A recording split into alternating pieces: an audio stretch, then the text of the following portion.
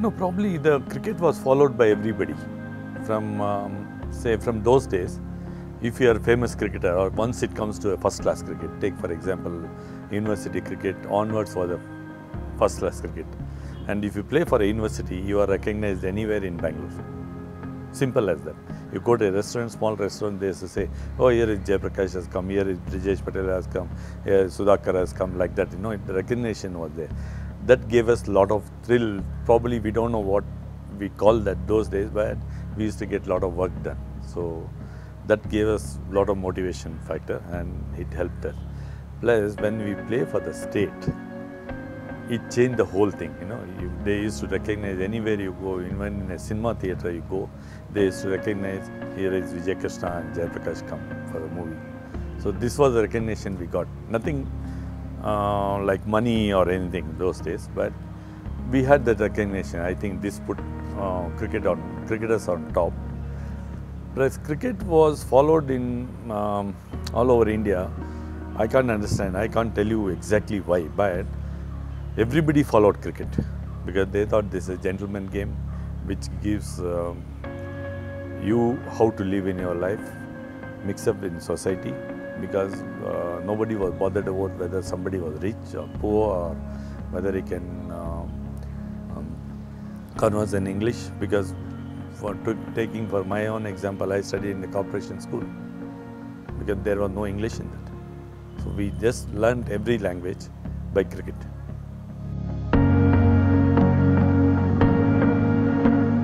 Actually, to tell you, it was not a special.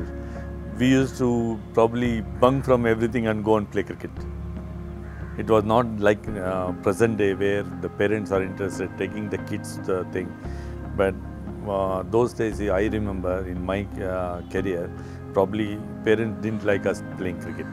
It is not that they were not encouraging, but they thought the cricket will not give us anything in future. Okay, they believed in studies. Okay, you study engineering or medical or something like that, you get something. But cricket was not finding a place for your, say, your future in like working or earning money. There was nothing there. See, I started my career around 1964 when I played state school cricket and things like that. We are a family of cricketers basically. My brother, both the brothers used to play cricket. They played for state also. And if you think of those days in 1964, if you take, I vaguely remember much, but we had only matting wicket to start with. We started matting wicket probably, we have practiced on our own putting mat on our own, and we started like that, you know, this by, you can call it a passion. Those days we never thought about the money factor of it and things like that. Only the name playing with big players. Those days probably I remember like Budhi Kundran, Tiger Pataudi, all this Prasanna, Chandrasekhar, all these people were a bit senior to me. But you know, it was a challenge for us to start with taking my own case to play with them in local league. That was a great thing for us to play against them. That's how we started off.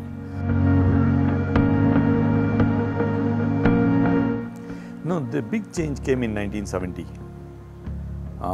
Probably that's the time when these industries and all this started encouraging, okay, we recruit cricketers, sportsmen, especially the cricketers. Football was there, if I remember. Hockey was there in front of cricket, and they used to be recognized more, but cricket overtook all that. Maybe the media helped also in this, because media coverage for cricket was big. Those days, if we score 20 runs, my name is to be in paper. So that was a big thing. We used to show everybody, see, my name is there. So that was a thrill we used to have. So I think media played a big role in this promoting cricket. If you score 50, photograph is to be there in the paper. I think Bangalore cricket has grown in that way all over, not only Bangalore, I can say Karnataka. You have got players from Bijapur, Hubli, Dharwad, and probably Chitradurga, like now Vinay Kumar has come in. So all these people have come in. They came here as ordinary cricketers. Somebody, like they joined few coaching camps. I run a coaching camp where people come. If I recognize a boy, though we have 100 boys, there are only 10 or 15 boys who are talented. I know they can go up. because of my experience. So I concentrate on them to grow up. So I know that at least they can play 100% A division. Beyond that, they have to perform to get into the state side and things like that. Now even at under 16, under 19 level, the same thing is happening, because a lot of camps have come. Okay, a lot of camps all over Karnataka. I think you have more than 100, 150 camps. Sometimes I call these camps as babysitting, because parents are working, so they want their children to be occupied. They send, but it is not bad, because if you want to identify one good boy in a camp out of 100, we need also people who just come and pass time, because you can differentiate a good cricketer and a bad cricketer, or in any sport, any walk of life that happens. So it is good these camps are going on. I don't say that fighting quality is not there with the Bangalore boys. It is the official boys who are overtaken, because the few boys who identify, they go on top. See, we may have about 1,000 boys in about 12 or 6 or 7 camps going on in Bangalore. Out of that you take, ultimately you will get 4 or 5 or maximum 20 decent cricketers. That means the percentage is only 2 or 3%. So out of that, Bangalore boys are also there. It's not that they are not there. There is one more thing is happening in cricket is, the rich boys, people who come into cricket, they give up cricket, they have talent. I had few boys to quote.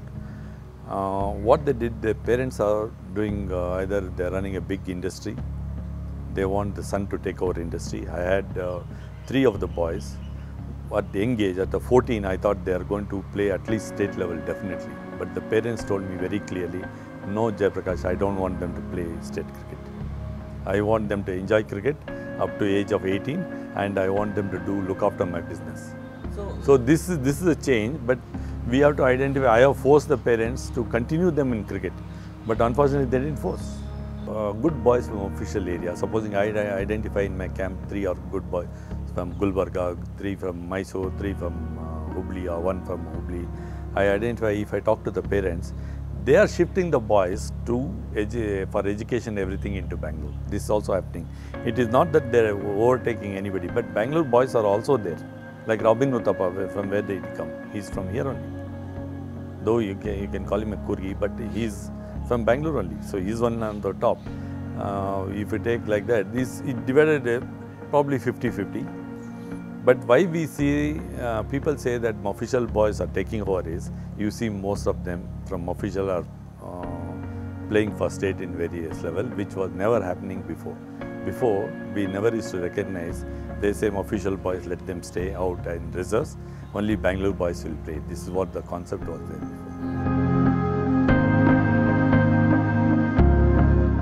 See, for example, you take in 1980, I go back to 1980, the concept of coaching camp was not there. If you take for the basic school boys to go, we all learned cricket in playing in streets. I have played a lot of cricket in my street cricket, in my compound or in front of house, in the road, like Saturdays, Sundays. We don't see any crowd or no buses flying there. We have played cricket. We have played probably the local test matches, what we used to call, we have played there. That's how it was. Now, though the Bangalore has grown in all part of the thing, you can say now to reach one end of Bangalore to other end is about 40 or 50 kilometers. We don't have playing grounds. We still struggle to get cricketing ground.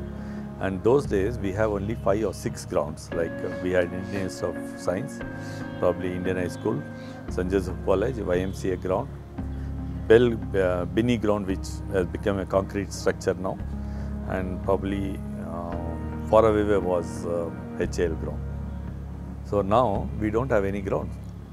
Probably the commercial value of the land went up, so people own the land like a cricket ground. It became a concrete culture. I cannot blame them because the money is too big, because cricket cannot give them so much money. Except now you take the last 5 years or 15 years, there's a big money coming to cricket.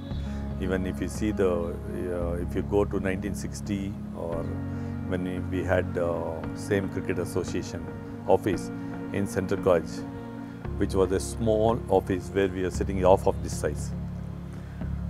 Now we have our own stadium. our own infrastructure. We can provide a clubhouse.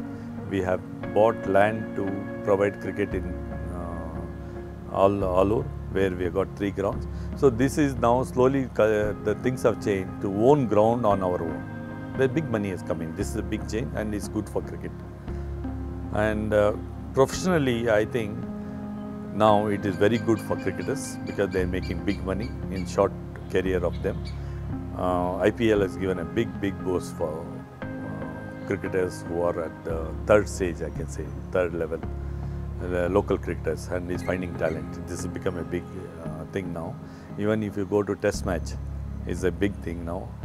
Because I remember when Chandra, Prasanna, Chandrasekhar and all played, they got 250 rupees. So 250 rupees for a test match is nothing. You can't compare that now, but they had other things for them to, status and things like that. But it's a cricketing world which has grown enormous now, and I don't know where it's going to end.